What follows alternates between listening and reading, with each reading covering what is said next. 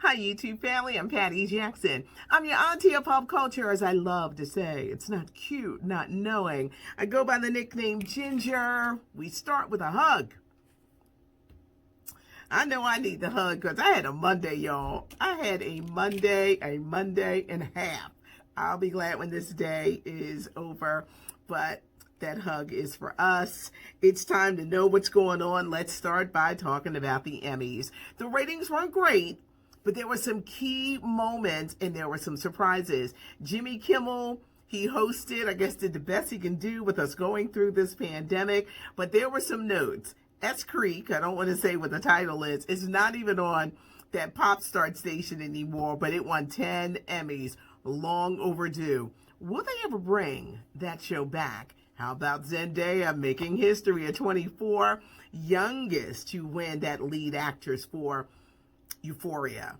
Regina King picking up her 4th Emmy. I kind of called that an S Creek. I'm not bragging, but I kind of called those two. Tyler Perry getting the Governor's Award, one of the Emmys' highest honors for everything that he's done.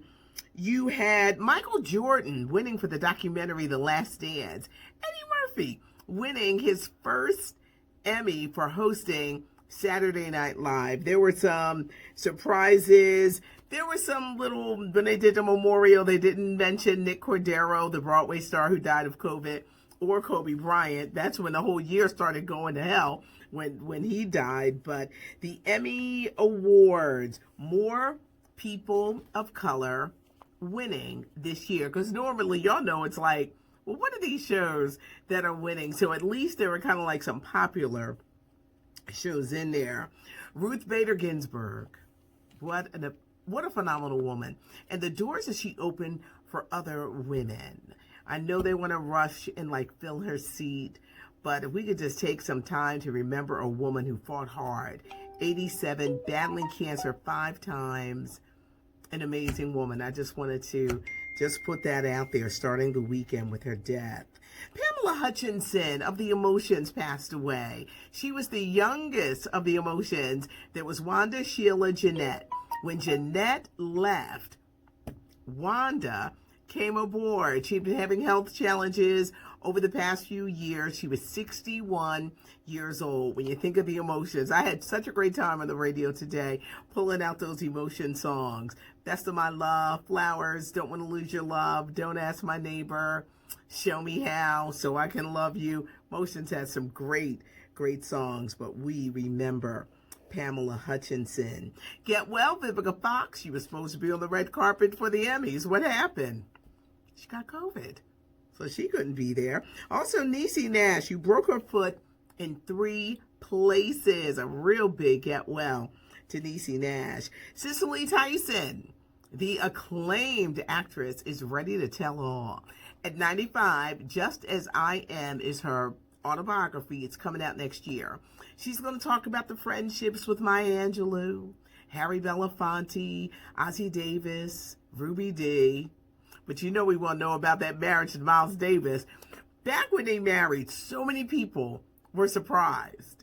And you just wondered, they just seemed like two opposites. But Cicely Tyson is ready to tell all. The motion picture Tenet, it's up to 36 million in the States, which is not great, but people are not ready to go back to the movies. But worldwide, the Christopher Nolan, John David Washington movie has taken in $250 million. Usher, did you have a chance to see him at the iHeart Radio Music Awards? What was it? The iHeart Festival? He was good. He closed out. There was the fan wall. He was really amazing to watch, and you could see why he's gotten a Las Vegas residency immersive. He debuts next year in Las Vegas. Wendy Williams returned, little virtual wall. Her staffers in the audience, 25 pounds lighter, and a new DJ. She returned. Ellen DeGeneres returned, and everyone was like, what is she going to say? Ellen basically said, in a very somber voice, she is a work in progress. She is working hard on making it so that people who work on the Ellen Show want to come and work on the show. She's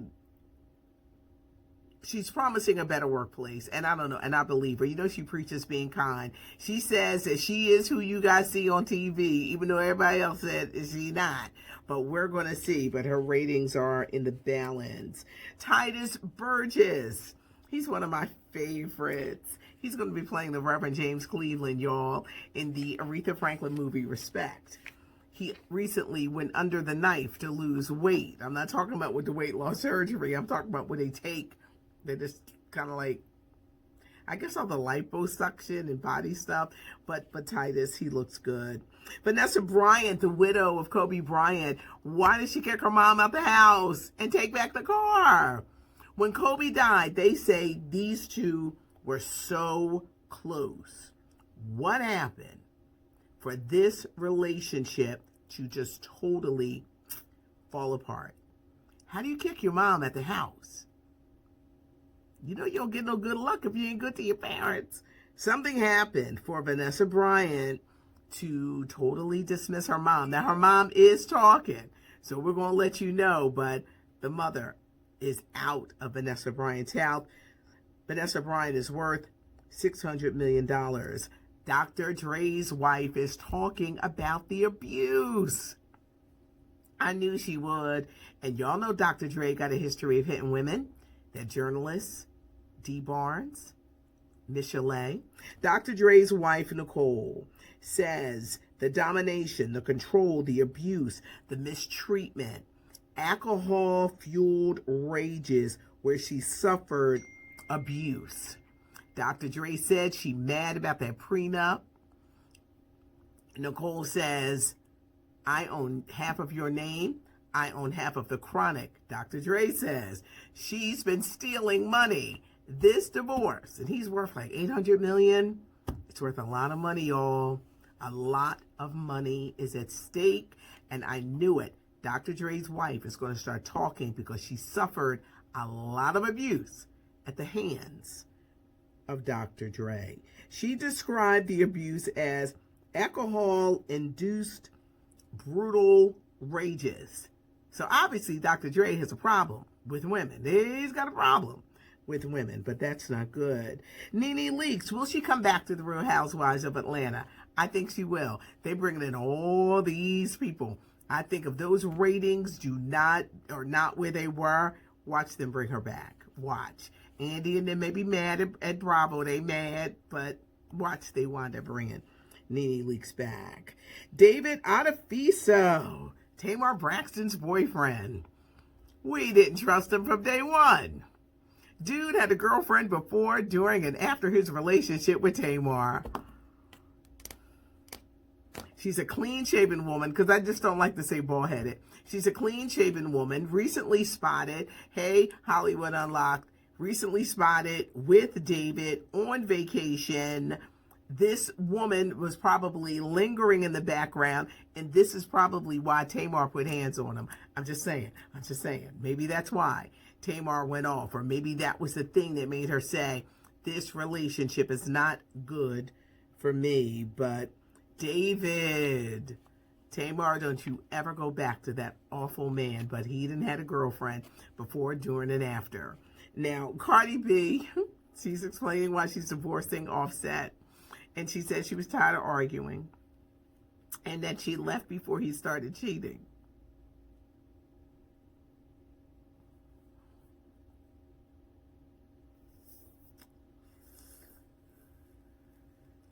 I think he was cheating before, during, and after.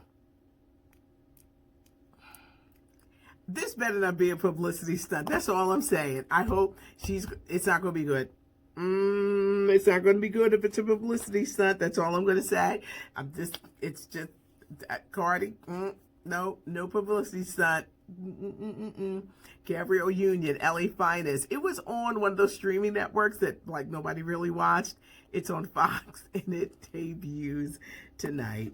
Have a good one, everybody. Thanks so much for joining me. If you like the channel, subscribe, tell a friend, hit the like button, leave a comment. You know that I saw it when I give you a heart. Thanks so much for joining. I'm Patty Jackson. I'm your auntie of pop culture. It's not cute, not knowing.